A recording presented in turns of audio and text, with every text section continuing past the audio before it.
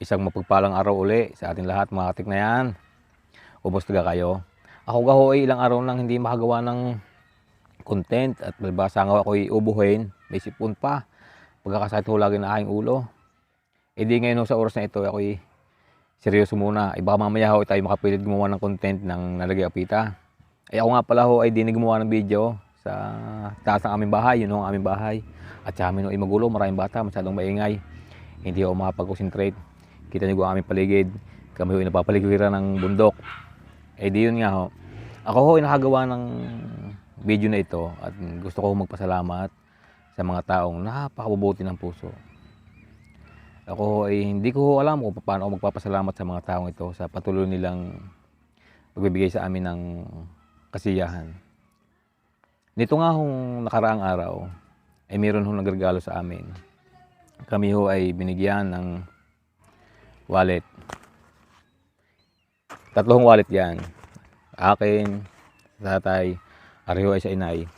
Hindi pa ho nakasama yung isa kong kapatid at palibasa nga ho ay bago pa lamang siya sa aming mga content. Kaya kami lahong tatlo muna ang nabigyan. Ito ho mga katik na yan ay hindi basta wallet. Ito ho ay may lamang pera. Hindi ko nasabihin sa inyo ang halaga, pero 1,000 din ho ang laman. Bukod ho diyan, bigyan kami ng chocolate. Ayan. Tunay na magkakadiabetes na sa chocolate. Maraming salamat po sa inyo. At higit po sa lahat, binigyan ho ako ng cellphone. Ang binigay ko sa akin cellphone ay hindi naman ho, sa buong buhay ko ho ay ngayon lang ako nakita ng ganitong cellphone. Hindi ho smart, hindi ho mga Nokia, hindi ho mga iPhone, hindi ho mga etc. Basta ngayon lang ako nakita ng ganitong cellphone. Papakita ko sa inyo. Ayan. Nakita niyo yung tatak? Ayan. G. Ngayon ako nakita ng ganitong cellphone. Kaya ako ay lubos na nagpapasalamat. Hindi naman yun naitanong kung magkano ang presyo. Arido ay nasa $800. Ay kayo na malang mag-compute kung magkano sa pera natin. Siguro, depende ho sa palitan. Pero sa anong tansya, ariho ay nasa 40,000 aring cellphone are. Kaya lubos-lubos ho ang aking pagpasalamat.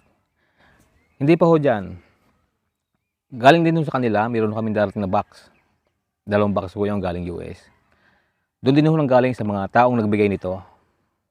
Actually ho, yung box na andito na sa Pilipinas, noong isang araw ay nakausap ko, nandiyan na sa may SM.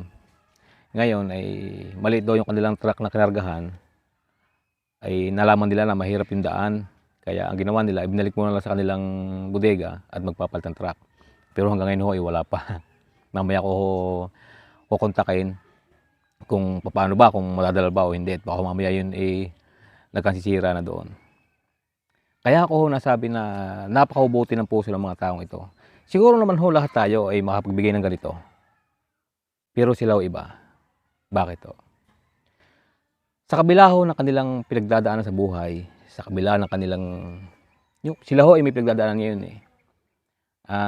Dalawa ho sa kanilang kapatid ay nasa ospital.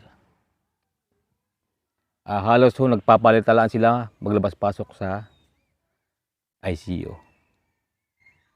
Yung isa ho, balita ko, yung sa kapatid nila ay nalabas na ng ICU. Nagpapagaling na lamang. Yung isa naman ho ay inilabas na ng ospital. Hindi ibig sabihin inilabas na ay magpapagaling na. Hindi ho. Base ho sa aking pagkakaintindi, inilabas na at hindi na kayang pagalingin ng doktor. Kumbaga ho ay binigyan na ng taning. Bakit ko nasabing mabuti ang puso nila? Siguro kung saan magtatama ang gayong sitwasyon, baka hindi muna ho mapagbigay ng ganitong mga material na bagay, ng ganitong halaga, at masuunahin ko ho ang aking pamilya. Pero sila ho hindi. Talagang hindi, kaya hindi ko ho alam kung paano ako magpapasalamat sa kanila, sa kanilang kabutihan, sa akin ho, sa aking pamilya. Ang tanging maibalik ko lang sa kanila ay yung panalangin para sa kanilang kapatid na sana ay malagpasan lahat ng pagsubok na dumarating sa kanilang buhay.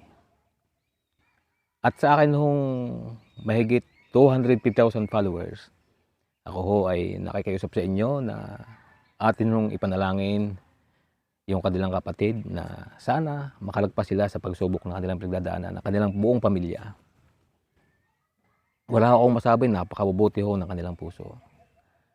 At sa kanilang pamilya, hangga't ako ho ay nabubuhay, kayo ho ay nakatatak na sa aking isipan, sa aking puso. Hindi na ho mawawala yan. Saan man ho ako dalhin ang aking kapalaran, kasama na ho kayo doon. At ako ho ay habang buhay na magpapasalamat sa inyo. Kaya ang panawagan ko sa aking, sa aking 253,000 followers, atin nung ipanalangin na sana ay malagpasan nila yung kanilang pagsubok sa buhay. Kay Ma'am Nancy, kay Ma'am Lina, maraming salamat po muli sa inyong pagbibigay ng mga ganitong bagay, pagpapasaya sa amin. Maraming salamat po sa inyo. Ang Diyos ho hindi tutulog. Alam ng Diyos na napakabubuti na inyong puso. Kaya ang tanging maisukli ko lang sa inyo ay isama ang inyong buong pamilya na sana ay malagpasan ninyo kung ano man ang inyong pinagdadaanan ngayon sa inyong pamilya. Yun lang ang maisukli ko. At maraming salamat po sa inyo. Hindi ko na ho walang masasabihin ko. Parang ako'y kinakabahan. Ayun lang ho. Ilang ho gusto kong ibahagi sa inyo at kayo na makapagsabi kung gaano kabuti ng puso ng mga taong ito. Ma'am Nancy, Ma'am Lina, maraming salamat po sa inyo. At ako, sabi ko nga sa inyo, kung saan man ako dalhin ng aking kapalaran, sana ako ay magtagumpay. At isang araw ho, ako ay babalik sa inyo. Ako ay magpapasalamat sa inyo ng sobra-sobra. Pagpalain ho lagi kayo ng Panginoon. Sana ho ang inyong dalang kapatid ay gumaling. Malagpasan nyo lahat ang inyong pagsubok. Maraming salamat po sa inyong binigay sa amin. Wala akong pagsidlan ng saya yung mga bagay na ibigay niyo sa amin. Ako na lang akong mag-isa nagsalita pala at hindi ko na sinama ang aking kapatid, ang ina at ang tatay, para mas malinaw yung mga dapat sabihin. Ayun ho, maraming salamat po sa inyo. God bless po sa inyong pamilya at sa akin ng mga followers. Sana ho ay isang panalangin para sa kanilang pamilya. Maraming salamat po sa inyo. Hanggang doon lamang. Salamat po.